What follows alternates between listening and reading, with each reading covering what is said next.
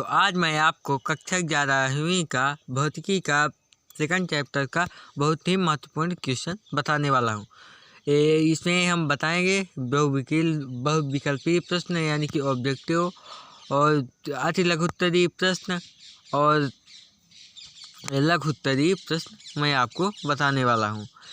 तब तक बने रहिए वीडियो में, लाइक कीजिए, शेयर कीजिए, सब्सक्राइब कीजिए चैनल को। प्रश्न नंबर 1 है, निम्नलिखित में से कौन सा एसआई मात्रक नहीं है? इनमें से कौन सा एसआई मात्रक नहीं है? इनमें से तीसरा आंसर सही है, न्यूटन एसआई मात्रक नहीं है। न्यूटन एसआई मात्रक नहीं है, इसका तीसरा आंसर सही होगा। और प्रश्न नंबर 2 है, निम्नलिखित में से कौन दूरी का मात्रक नहीं है? तो इनमें से तीसरा आंसर सही होगा, बाद दूरी का मात्रक नहीं है, बाद इसका तीसरा आंसर सही होगा। और प्रश्न नंबर 3 है, पार्सेक मात्रक है। पार्सेक किसका मात्रक है? पार्सेक मात्रक है दूरी का, इसका दूसरा आंसर सही होगा। प्रश्न नंबर 3 का दूसरा आंसर सही होगा, पार्सेक दूरी का मात्रक है। प्रकाश वर्ष किसका मात्रक है? प्रकाश वर्ष दूरी का मात्रक, प्रकाश वर्ष दूरी का मात्रक है, इसका चौथे का हो जाएगा दूसरा दूरी का। पांचवा है, प्रश्न नंबर 5 है, नाभिकीय त्रिज्या 10.15 मीटर कोट की है, इसे व्यक्त करने के लिए उपयुक्त मात्रक है। इसके लिए होगा फर्मी इसके लिए उपयुक्त मात्रक होगा। प्रश्न नंबर 5 का सही उत्तर होगा फर्मी। प्रश्न नंबर 6 है, निम्नलिखित में से व्युत्पन्न मात्रक है? इनमें से न्यूटन व्युत्पन्न मात्रक है। प्रश्न नंबर 6 का सही उत्तर होगा न्यूटन, तीसरा उत्तर सही होगा न्यूटन। प्रश्न नंबर 7 है, मीटर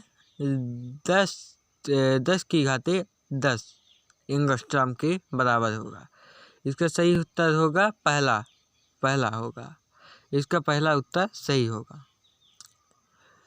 1 माइक्रोन होता है, माइक्रोन को म्यू से दर्शाते हैं, म्यू इसे म्यू से दर्शाते हैं।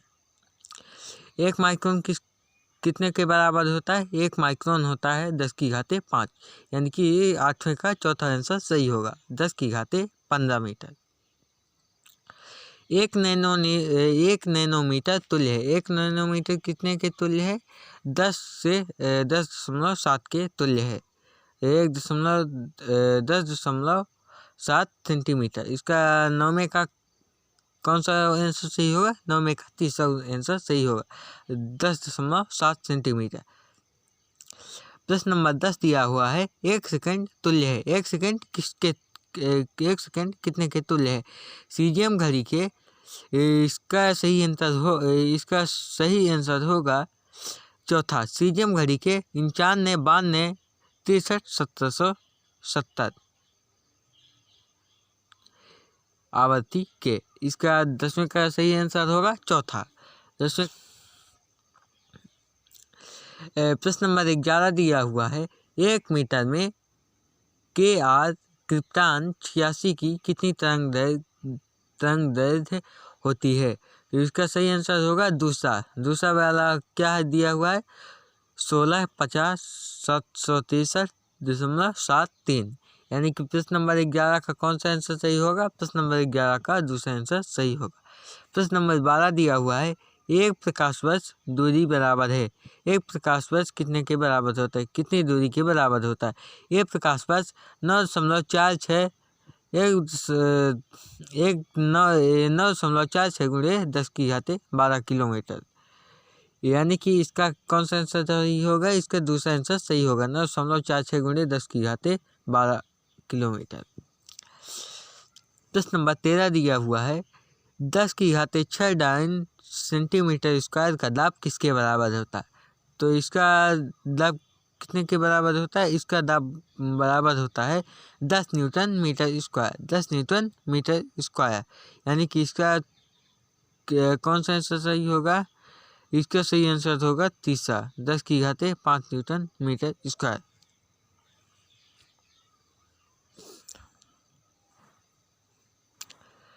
अब मैं आपको बताने वाला हूँ अति लघु उत्तरीय प्रश्न। अति लघु उत्तरीय प्रश्न। पहला क्वेश्चन है अति लघु उत्तरीय में, किसी भौतिक राशि के मापन से क्या तात्पर्य है। किसी भौतिक राशि, इसका उत्तर होगा किसी भौतिक राशि की इसके मात्रक से तुलना करना ही मापन कहलाता है। यानी कि किसी भौतिक राशि के उसके मात्रक से तुलना करना मापन कहलाता है।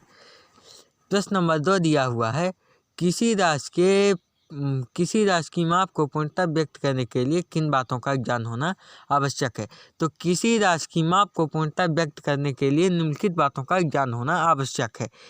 पहला है मात्रक जिसमें वह राशि मापी जाती है।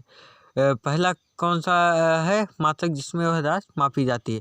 और दूसरा उसका आंकिक मान, यानी कि उसका न्यूमेरिकल वैल्यू पता होना जरूरी है। आंकिक मान यह उस राशि के परिमाण को प्रदर्शित करता है तथा यह बताता है कि उस राशि की माप में उसका मात्रक कितनी बार सम्मिलित है। प्रश्न नंबर 3 दिया हुआ है, मात्रक कितने प्रकार के होते हैं। मात्रक 2 प्रकार के होते हैं। मात्रक कितने प्रकार के होते हैं, मात्रक 2 प्रकार के होते हैं। मात्रक 2 प्रकार के होते हैं, पहला मूल मात्रक और दूसरा व्युत्पन्न मात्रक। प्रश्न नंबर 4 क्या है, प्रश्न नंबर 4 दिया हुआ है कि ईसाई प्रणाली क्या है। तो इसका उत्तर होगा 7 मूल मात्रकों तथा 2 पूरक मात्रकों पर आधारित माप की प्रणाली ईसाई प्रणाली कहलाती है। इसका उत्तर क्या होगा, ईसाई प्रणाली क्या है, इसका उत्तर होगा 7 मूल मात्रकों तथा 2 पूरक मूल मात्रकों पर आधारित माप की प्रणाली ईसाई प्रणाली कहलाती है। प्रश्न नंबर 5 किया दिया हुआ है, MKS प्रणाली के मूल मात्रकों के नाम लिखिए। तो MKS प्रणाली के मूल मात्रक कौन से हैं, metre, kilogram, second, ampere, candela, kelvin होते हैं। MKS प्रणाली में कौन कौन से मूल मात्रक होते हैं। MKS प्रणाली में मूल मात्रक होते हैं metre, kilogram, second, ampere, candela तथा केल्विन। प्रश्न नंबर 6 दिया हुआ है, सेक किस भौतिक राशि का मात्रक है। तो सेक किस भौतिक राशि का मात्रक होता है, यह समय का मात्रक। सेक किसका मात्रक है, सेक समय का मात्रक तथा एक सेक बराबर कितना होता है, एक सेक बराबर 10 सेकंड होता है। एक सेक बराबर कितना होता है, एक सेक बराबर 10 सेकंड होता है। आप इसका स्क्रीनशॉट ले लीजिए, आप इसका स्क्रीनशॉट ले लीजिए, मैं इन्हें हटा देता हूँ। प्रश्न नंबर 7 दिया हुआ है, नाभिक के आकार को व्यक्त करने के लिए कौन सा मात्रक प्रयुक्त किया जाता है। इसका मीटर से क्या संबंध है। नाभिक के आकार को व्यक्त करने के लिए कौन सा मात्रक प्रयुक्त किया जाता है। नाभिक के आकार को व्यक्त करने के लिए कौन सा मात्रक किया जाता है, उसका फर्मी यूज किया जाता है। और एक फर्मी बराबर कितना होता है, 10.15 मीटर, 10.15 मीटर। प्रश्न नंबर 8 दिया हुआ है, चंद्रशेखर सीमा किस यौगिक राशि का मात्रक है। यह द्रव्यमान का मात्रक है। ये तथा एक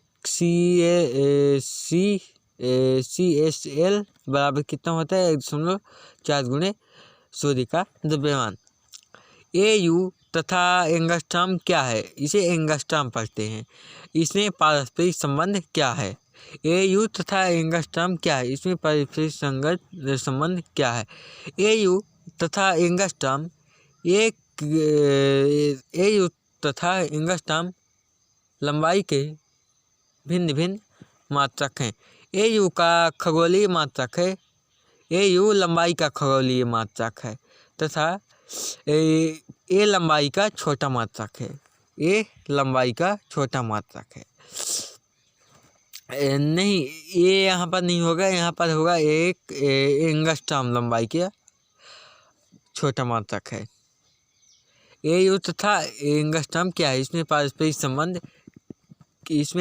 संबंध क्या है। तो इसका आंसर होगा Au तथा एंगस्ट्रॉम लंबाई के ही भिन्न भिन्न मात्रक है। Au लंबाई का खगोलीय मात्रक है तथा A यहाँ पर नहीं होगा, यहाँ पर होगा एंगस्ट्रॉम तथा A लंबाई का छोटा मात्रक है। एक Au बराबर 1.496 गुणे 10.21 एंगस्ट्रॉम होता है। प्रश्न नंबर 10 दिया हुआ है स्लग। स्लग क्या है? एक स्लग में मीट्रिक टनों की संख्या कितनी होती है? तो स्लग क्या होता है? बड़े द्रव्यमान का मापने का मात्रक होता है। स्लग क्या है? स्लग बड़े द्रव्यमान को मापने के लिए मात्रक है। तथा एक स्लग बराबर कितना होता है? 14.59 किलोग्राम। एक स्लग बराबर कितना होता है? 14.59 किलोग्राम। क्योंकि एक मीट्रिक टन बराबर 1000 किलोग्राम होता है। एक मीट्रिक टन बराबर कितना होता है? 1000 किलोग्राम। इसलिए एक स्लग बराबर कितना होगा? 14.59 बटे 1000 बराबर 1000 14.32 मीट्रिक टन बराबर कितना हो जाएगा? 1459 गुणे 10.3 मीट्रिक टन। क्या प्रकाश वर्ष समय का मात्रक है? नहीं, प्रकाश वर्ष समय का मात्रक बिल्कुल भी नहीं है। प्रकाश वर्ष किसका मात्रक है? प्रकाश वर्ष दूरी का मात्रक है। लघु उत्तरीय प्रश्न बताने वाले अति लघु उत्तरीय प्रश्न कंप्लीट हो चुके हैं। तो पहला प्रश्न क्या दिया हुआ है? पहला प्रश्न दिया हुआ है मूल मात्रक क्या है? इनके 4 गुण लिखिए। तो मूल राशियों के वे मात्रक जो एक दूसरे से पूर्णतः स्वतंत्र होते हैं तथा इनमें एक मात्रक को किसी अन्य मात्रकों से बदला जा सकता है तथा उससे संबंधित नहीं किया जा सकता है, मूल मात्रक कहलाते हैं। लंबाई, द्रव्यमान, समय, वैद्युत धारा, ऊष्मागतिक ताप, ज्योति तीव्रता तथा पदार्थ की मात्रा मूल मात्रक है। मूल मात्रकों के निम्नलिखित गुण दिए हुए हैं। मूल मात्रकों के कौन कौन से गुण हैं? वह बाह्य कारकों से अप्रभावित रहना चाहिए। मूल मात्रक बाह्य कारकों से अप्रभावित रहनी चाहिए। वह सुपरिभाषित होनी चाहिए। इसे सरलतापूर्वक निर्मित किया जाना चाहिए। इसका उपयोग सरल होना चाहिए। प्रश्न नंबर 2 क्या दिया हुआ है? प्रश्न नंबर 2 दिया हुआ है व्युत्पन्न मात्रक किसे कहते हैं? किसी एक भौतिक राशि का व्युत्पन्न मात्रक प्राप्त कीजिए। तो इसका उत्तर दिया हुआ है मूल राशियों के अतिरिक्त अन्य सभी भौतिक राशियों का मात्रक अथवा किसी मूल मात्रकों पर उपयुक्त घातें लगाकर प्राप्त किए जा सकते हैं। ऐसे मात्रकों को व्युत्पन्न मात्रक डिराइव्ड यूनिट कहते हैं। बल का व्युत्पन्न मात्रक निम्न प्रकार से प्राप्त कर सकते हैं। बल बराबर, यहाँ पर बल नहीं होगा, बल होगा। बल बराबर द्रव्यमान गुणे त्वरण। बल का मात्रक किलोग्राम गुणे मीटर प्रति सेकंड स्क्वायर होना चाहिए। दिया हुआ है गुरुत्वीय द्रव्यमान और जड़त्वीय द्रव्यमान में अंतर स्पष्ट कीजिए। तो इसका उत्तर होगा किसी वस्तु पर कार्यरत पृथ्वी के गुरुत्वाकर्षण बल तथा पृथ्वी की ओर मुक्त रूप से गिरती वस्तु के गुरुत्वीय जनित त्वरण का अनुपात वस्तु का गुरुत्वीय द्रव्यमान कहलाता है। जबकि किसी वस्तु पर लगाए गए कुल बाह्य बल तथा उसके कारण वस्तु में उत्पन्न त्वरण का अनुपात वस्तु का जड़त्वीय द्रव्यमान कहलाता है। प्रश्न नंबर 4 क्या है? प्रश्न नंबर 4 दिया हुआ है मापन की यथार्थता तथा परिशुद्धता में अंतर स्पष्ट कीजिए। किसी मापन की, इसका उत्तर होगा, प्रश्न नंबर 4 का उत्तर होगा किसी मापन की यथार्थता वह मान है जो हमें यह बताती है कि किसी राशि का मापित मान उसके वास्तविक मान से कितना निकट है। जबकि किसी मापन की परिशुद्धता यह बताती है कि वह राशि किस सीमा तक यानी कि किस विभेदन तक मापी गई है।